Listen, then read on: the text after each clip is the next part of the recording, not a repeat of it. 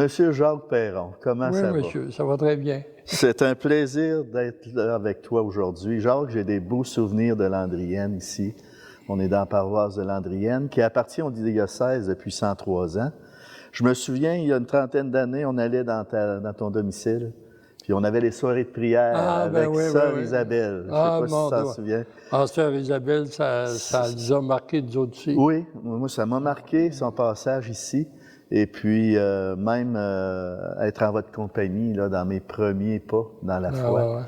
Je me souviens encore très clair des belles soirées de prière. On parle de 79, 80, 80. Moi, c'était en 86 à peu près. Toi, c'est plus que ça? C'est plus tard un peu. Fait que, mais en tout cas, c'est un plaisir de se retrouver. Puis, on voit que l'Église se transforme depuis ce temps-là. L'Église se transforme. Pas juste l'Église avec l'Église Corps du Christ, mais aussi nos églises. L'Église baptiste. Oui, on est rendu dans des situations qui s'en viennent de plus en plus difficiles. Alors, j'aimerais qu'on puisse jaser ensemble un peu des transformations qui a pu se vivre ici au niveau de la bâtisse, l'Église, lieu de culte. Alors, vous avez été confronté à prendre des décisions peut-être pénibles, hein, de transformer l'Église. Il ne faut pas oublier que moi, j'ai été élevé dans la petite école, comme on me disait, quand tu passes devant une église, c'est la maison du bon Dieu. Ouais. Puis tu dois enlever ta calotte, puis saluer Jésus hostie qui est à l'intérieur de la bâtisse. Alors, même aujourd'hui, même avec les rénovations, quand je rentre dans ce secteur-là, je suis dans la maison du bon Dieu. La révérence, le respect. Les transformations, il a fallu que je m'adapte à ça aussi, beaucoup. Oui. Puis, ça fait-tu longtemps que vous avez amorcé ces transformations-là Les transformations finales, comme on voit là, ça fait à peu près 2 ans. Okay. Mais les modifications, le maillage qu'on a fait avec les années, en dehors de la partie religieuse, c'est depuis plusieurs années. On a parti des services pour se faire des sources de revenus. Pour que même s'il y avait la baisse de fréquentation qui avait commencé, on pouvait continuer à survivre la bâtisse. La bâtisse va continuer à survivre. C'est pour ça qu'on était rendu, si ça n'aurait pas été la pandémie, on était quasiment capable de faire vivre la bâtisse, si ça n'aurait pas été de la pandémie, sans avoir de fidèles qui fréquentent tellement là. Maintenant, c'est sûr qu'on arrive à serrer. Maintenant, notre but, c'était pas de faire vivre une bâtisse non plus. C'est que la communauté puisse continuer. Il faut penser à l'évangélisation aussi. Oui, c'est ça. Mais est-ce que l'Église est vendue complètement? Ou présentement, l'Église est vendue présentement. On a un très bon protocole, très bonne entente avec la municipalité. Et puis, on peut même dire que si jamais la municipalité désire revendre la bâtisse, ils sont obligés de nous l'offrir à $1. Mais s'ils nous la offrent plus tard à $1, eux autres, ils ont accès aux subventions. Déjà, ils ont commencé à étudier pour tout rénover la bâtisse. Parce que le gouvernement a ouvert les portes, vu que c'est une municipalité, il rouvre les portes aux subventions. Alors, ça change toute la donne. La dynamique. Puis, ça fait combien d'années là, que vous avez vendu? On a vendu d'années? Non, on vient juste de vendre. On a vendu cette année. Ah bon? OK, ça fait quelques mois à peine. Ah, OK. Bon, là, ça a dû amener un temps de consultation. Comment ça s'est passé, ça? Ça a très bien été. Premièrement, la municipalité s'était bien préparée. Elle avait fait un montage. Puis elle parlait d'implication pour le futur compte de taxes. Elle lui disait exactement comment ça peut avoir comme implication sur le compte de taxes. Alors ça, c'est déjà en partant là, pour les citoyens. Puis il y avait quand même pas mal de monde. Puis moi, j'ai expliqué les raisons. Les raisons pourquoi on en était rendu là. Et puis, les citoyens qui étaient présents, ils ont très bien compris. Il y en a même qui ont été surpris quand je leur ai dit que la bâtisse accueillait par semaine entre 1200 et 1400 personnes par semaine, avec le bureau de poste, tous les 10 organismes qui fréquentent. parce qu'il y a beaucoup d'organismes, comme les chevaliers de colons, ils ont leurs propres locaux. Ouais. Les cercles d'infirmières ont leurs propres locaux. Le comité d'entraide, ils ont leurs locaux. C'est comme loué aux organismes. Oui. Permettent d'avoir des revenus. Oui. OK. Oui, c'est ça. Ils sont loués, mais souvent, c'est juste une petite participation. Mais pour nous autres, c'est important, la petite participation, parce que... Puis, comme réaction, est-ce qu'il y a eu des résistances? Oui, on n'a pas eu de résistance. Non, franchement, là, je pense que le truc, quand on entreprend un projet comme ça, c'est de tout raconter, tout expliquer à ses citoyens. La transparence. La transparence. Parce que, moi, je leur ai dit, d'une bâtisse comme la baisse des bénévoles qu'on connaît présentement, bien, ça retombe sur 1-2 personnes l'entretien de la bâtisse. Ouais. Parce qu'il ne faut pas oublier que les bénévoles, eux autres, ne sont pas payés. Alors, je vais te donner un exemple. On a une douzaine de toilettes à entretenir, 16 lavabos à entretenir, une vingtaine de pétrappes de plancher à garder tout le temps de l'eau, pas que ça pue. Oui, alors garder ça propre. Oui, c'est ça. Fait que ça, c'est des mains bénévoles. Puis avec les années, bien, il y a des affaires qu'on n'avait plus le droit de toucher. Un électricien bénévole, à cette heure, l'électricien bénévole doit avoir une carte d'entreprise. Fait que je trouvais de prendre un électricien, là, c'est des frais. Le plombier, c'est la même affaire aussi. Oui. Puis là, on voit tout est déjà finalisé quasiment. Ça fait-tu longtemps que c'est finalisé comme ça? Non. On pourrait aller faire un tour tantôt. Le bureau de la fabrique est séparé en deux. Il y a une partie qui va aller à la bibliothèque. Okay. Alors ça, c'est presque terminé. Il reste à vider les meubles et changer les meubles. Le mur de cloison, il achève, d'après moi, la semaine prochaine, va être fini. Okay. Mais la bibliothèque est opérationnelle présentement. Il y a un autre endroit aussi. Dans le protocole, il faut que ce soit des endroits... Sur le plein plancher de l'église, ça doit être des activités qui sont non bruyantes et puis respectueuses du bruit. Alors, il va y avoir une salle d'exposition permanente avant d'entrer à l'église qui est presque complétée. Dans le Jubé, il va y avoir un local informatique pour les jeunes, une salle informatique. Pour les jeunes qui veulent apprendre certaines des notions d'informatique et tout ça.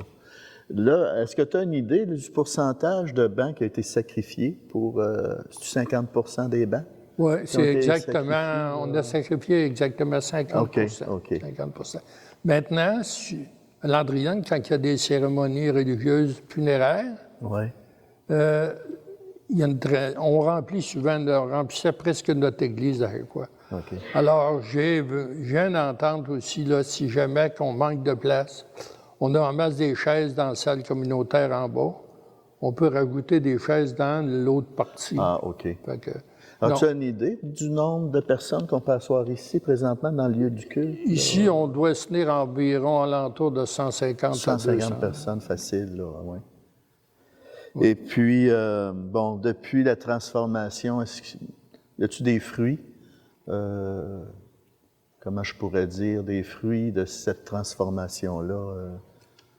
C'est nouveau quand même. Oui, mais moi, tout de suite... Une appréciation peut-être, une appréciation de la part de... Oui, bien c'est ça. Bien moi, ça m'a relevé les épaules un peu. C'est beau. C'est bien dit. Oui, c'est ça. Tout de suite, là, si on veut faire de la pastorale, on a beau. Le budget, il n'est plus là. Mais moi, quand je suis rentré bénévole, quand je me donnais mon nom pour à l'église, c'était pour faire de l'évangélisation. C'était pas pour déboucher des toilettes. C'était pas pour réparer des lavabos. Je crois que c'était nécessaire, ça n'en prend. Ben oui, ça en prend. Mais il faut mettre l'évangélisation quand même. C'est ça. Mais là, avec le temps, on était rendu plus dans la partie matérielle de la bâtisse que dans la partie hébergement. Mais moi, je prétends qu'on doit sauver d'abord la partie pastorale avant de sauver la partie bâtisse. Alors, c'est pour ça, il y a un gros plus, d'après moi, si on veut opérer, il y a un gros plus pour faire de la pastorale. Autrement dit, on tombe comme libre de ça, plutôt de réparer. il doit avoir vraiment une fierté d'avoir accompli ça pour permettre une longévité, en fait, c'est ça. un prolongement de la vie paroissiale. Je me promène des fois, puis j'ai des bons commentaires souvent qui ont dit « on n'avait pas de choix ». Ben maintenant, ils ont bien fait ça. Ça revient souvent. Ils ont bien fait ça. Là, il y a un beau muret qu'ils ont installé.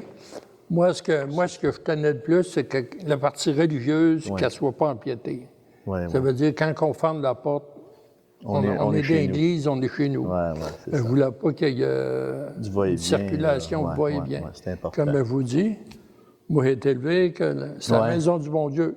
Respect. Alors, j'ai eu assez de misère à accepter de séparer ce bâtisse-là.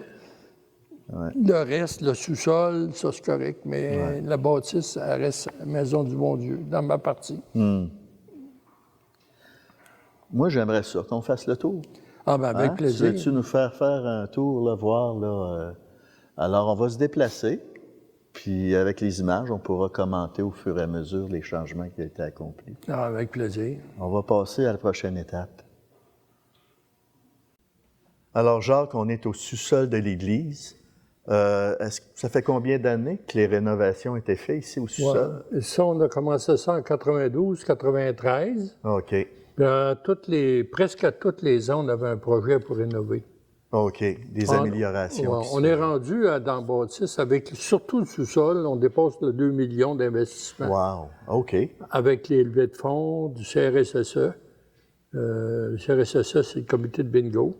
Il y avait aussi de la fondation paroissiale qui nous aidait au lieu de culte et puis à la bâtisse également.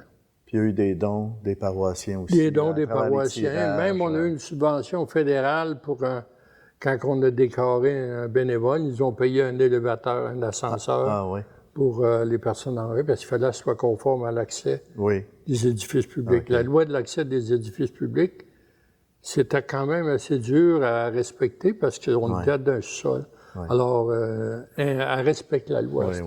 C'est sûr, là, on parle d'un délai de tout près de 30 ans, toutes les améliorations qui ont été faites ici. Là. Mais encore dernièrement, l'année passée, on a refait le système de son. OK. 55 000, là. OK. Mais ça a été partagé provincial, municipal, puis fabrique CRSSE. OK. Alors, conjointement, là, on voit vraiment une démarche synodale qui s'est faite, tout le monde ensemble, on serre les coudes, puis on met sur pied des projets qui profitent à toute la communauté. Oui, c'est vraiment beau. Ici, là, on est arrivé d'en haut, on a la cuisine ici. Oui, il se trouve avoir un comptoir pour distribuer les repas. Les repas. Ouais. En arrière, c'est une cuisine, c'est commercial. Il y a 2 poêles commerciales avec tout ce qu'il faut pour les madames. C'est surtout opéré quand il n'y a pas de location par le comité d'entraide. OK. Mettons qu'il y a une funéraille, ils ont un repas gratuit pour les funérailles, toute la famille. Wow. Ça existe, bien avant qu'on ait commencé à rénover, ça existe depuis facilement dans les années... Début 65 à peu près, là, ça existe depuis longtemps. Une cinquantaine d'années, proche 60 ans, c'est quelque chose. Et ici, en arrière de toi, on voit qu'il y a un autre comptoir avec les frigidaires. Ici, il y a une chambre froide, ici. OK. Et puis, on sert des boissons, des breuvages, du café. Alors, quand il y a des réceptions, des mariages, quelque chose du genre, ils peuvent avoir une continuité ici. Là, On peut recevoir à cette heure, c'est sûr qu'on a modifié les entrées aux toilettes, là, mais on peut monter à entre 350, presque 400 personnes qu'on peut recevoir. OK. Bon, c'est génial, ça. Maintenant. OK, merci, Jacques. Ça s'appelle à cette heure la salle communautaire. Oui. Alors, Jacques, on se retrouve dans la bibliothèque qui a été une partie de l'église, du lieu de culte qui a été transformé en bibliothèque. Alors, derrière la caméra, c'est l'entrée de l'église. Les gens, quand ils rentrent, ils se trouvent à rentrer tout de suite dans la bibliothèque. C'est ça. Alors, c'est toute la bibliothèque ici? C'est ça. Présentement, elle est opérationnelle. Déjà opérationnelle. Pas fini tout à fait de s'installer, là. Ouais. Maintenant, elle est opérationnelle. Ce qui reste... il va y avoir une salle d'exposition aussi où vous voyez des modules. Tours, là, des modules. Là. Oui. Alors ça va être une salle d'exposition permanente. OK. Parce qu'il y en avait l'été qui est des touristes qui venaient visiter notre église. OK. Alors ça va continuer d'être ouvert aux touristes. Okay. L'avantage, la bibliothécaire, c'est le site. Elle va pouvoir les accueillir. Ouais, c'est bon. Chose avant qu'on ne pouvait pas faire. Oui.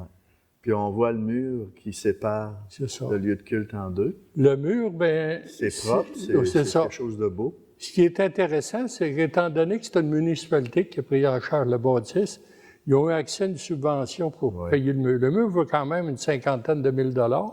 Quand même. Puis il a été monté dans 2 jours seulement. Ouais. Ah oui? Ah oui, c'est très efficace. C'est rien de fixe.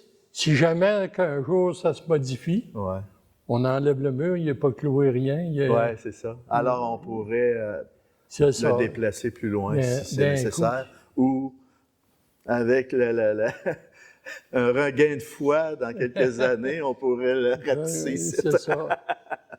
C'est ça. Ah, bon. Non, c'est bien. Ça donne une belle idée, ça nous donne une belle perspective. Non, ça marche bien, surtout avec l'acquéreur. Ouais. C'est parce qu'on a la même vision sur la bâtisse. C'est ça qu'il faut. Une vision commune. Voilà, on va passer à l'autre étape. Alors, Jacques, ici, un petit local, on se trouve être comme dans le Jubé. On est dans le Jubé. Y a-t-il un autre nom pour ça que Jubé? Je sais pas. L'étage du haut, c'est un Jubé. Et puis déjà ici, les enfants étaient réunis ici pour l'animation pastorale. Hein? C'était un local qu'on a fait pour faire de la pastorale pendant la célébration. Ah, OK. Fait que vous accueillez... On était censé mettre ça vitré. Oui. Maintenant, il y a un pasteur qui aimait mieux pas avoir ça vitré. Alors, on a fait... c'était un local pour ça. OK. Mais il y avait le théâtre biblique, oui. Fait qu'après, ça a été le théâtre biblique. Ce qui a fonctionné plus, c'est le théâtre biblique avec les jeunes. OK. C'était plein, il a fallu vider ça, c'était plein de linge pour faire des sketchs. Des sketchs. Ouais. Puis on faisait le théâtre biblique pendant la messe avec un... Ça attirait beaucoup de parents. Puis, alors, Donald puis Micheline Perron, c'était leurs activités principales. Okay. Ils s'occupaient de financer le théâtre biblique et puis de monter des pièces de théâtre. Alors, on a gardé toutes les photos de toutes ces pièces de théâtre-là. Ça a bien fonctionné pendant des années. Maintenant, ils ont parti de la paroisse. Alors, j'ai essayé de repartir ça, mais ça n'a pas reparti. Maintenant, le théâtre biblique, ça a été un des grands moments pour l'Église. Au niveau de l'animation de la paroisse. Ici, maintenant, c'est un local multimédia, comme? C'est ça. Où il y a des expériences informatiques qui peuvent être faites, de la formation, surtout. Hein?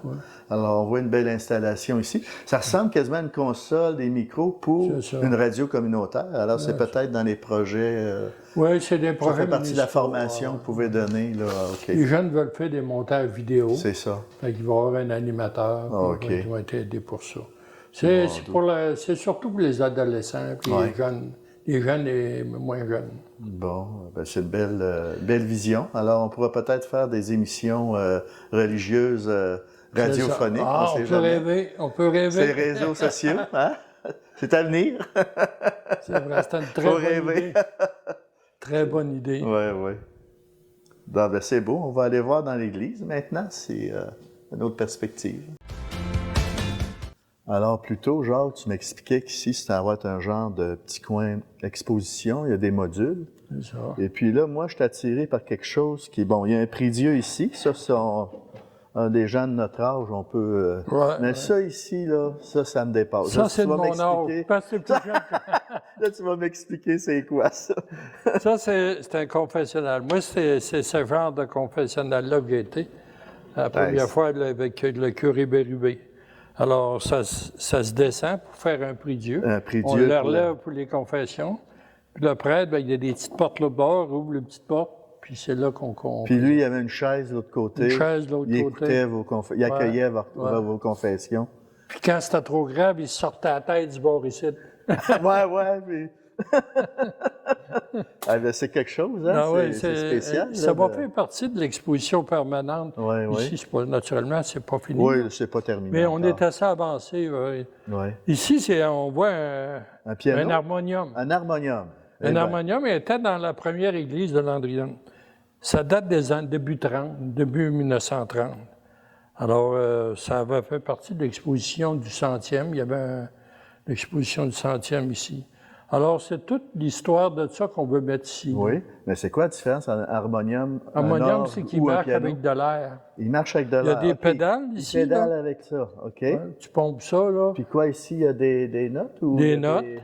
Puis, là, il doit être barré. Hein? Mais à l'intérieur, tu peux mettre des rouleaux. On a regardé les rouleaux. C'est troué. Oui, la musique, comme on voit dans les films western. C'est ça. Tu sais, les films western. Et là, on met le rouleau dedans.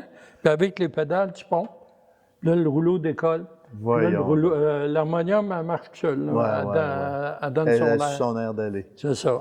C'est vraiment exceptionnel. C'est la première fois que je jouais ça. Ouais. On était bien fiers d'avoir trouvé ça. C'était une dame Tremblay qui avait gardé ça. Okay. Une ancienne de Landrienne est décédée il y a 2 ans. Maintenant, c'est Mme Louiselle Tremblay qui nous a donné ça. Ouais. Alors, Jacques, on revient ici dans le lieu de culte. Ici, on est devant Jésus présent dans le tabernacle, Jésus Eucharistie.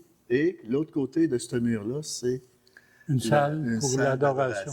Hein? Fait que ceux qui font de l'adoration, ils ont le clé. Oui. Ils peuvent débarrer l'église. Oui. Et puis venir faire de l'adoration durant la semaine, même en fin de semaine. C'est un tabernacle qui communique de l'autre côté aussi. C'est ça, il communique. Il y a une belle salle d'arrangement en arrière avec des bancs. Il n'y a pas foule, mais il y en a régulièrement tous les jours. Pas mal tous les jours, il y a 1, 2, 3 personnes qui viennent. Puis non, ça a été de même pendant plusieurs années, c'est encore de même. Oui, hein? Moi, là, on termine, on arrive proche de la conclusion de notre rencontre. Quel message, Jacques, tu voudrais laisser à aux paroisses qui sont devant ce défi-là de transformer leur Église, transformer leur lieu de culte? T'aurais-tu un message à leur donner, là, ou un message d'espérance? Ou... Qu'est-ce que tu peux moi, naturellement, chaque Église a le propre vision puis le propre problème. Oui, c'est ça. Maintenant, c'est sûr qu'on doit goûter tout au manque de bénévoles. Ça, c'est certain. Oui. Maintenant, il faut se dire aussi en partant que ce qu'on veut, dans le fond, c'est faire de l'évangélisation, faire de la pastorale. Oui. Alors, si on veut avoir les mains libres, moi, j'étais pour, à un moment donné, on a pris la décision pour ça, c'est que l'Église, qu'elle soit vendue, mais pas une entreprise privée, mais une municipalité qui, elle, avait déjà le sentiment qu'elle devait desservir ses citoyens. Alors, pour pas que ça soit vendu pour faire toutes sortes d'affaires, comme on voit dans la province puis dans le monde. Alors, moi, ce que je leur suggérais, ceux qui sont surchargés, de se libérer pour la pastorale, pour le faire de l'évangélisation, à place de faire de l'entretien de bâtiments. Alors, ça va prendre quand même des bénévoles à ce niveau-là, mais il faut quand même se centrer sur la communauté chrétienne. La mission première. L'Église corps du Christ. C'est ça. Bon, si on vient qu'on n'a pas le choix de vendre la bâtisse, le lieu de culte, bien, qu'il y ait une communauté vivante quand même. C'est ça. Moi, je me ramène à mes 30 années déjà, quand on allait chez toi dans un petit groupe de prière, dans une petite rencontre de cuisine. Bon, est-ce que ça va en venir là un jour? On ne sait pas. Mais il faut avoir cette vision de communauté chrétienne, Église corps du Christ. Alors, merci, Jacques.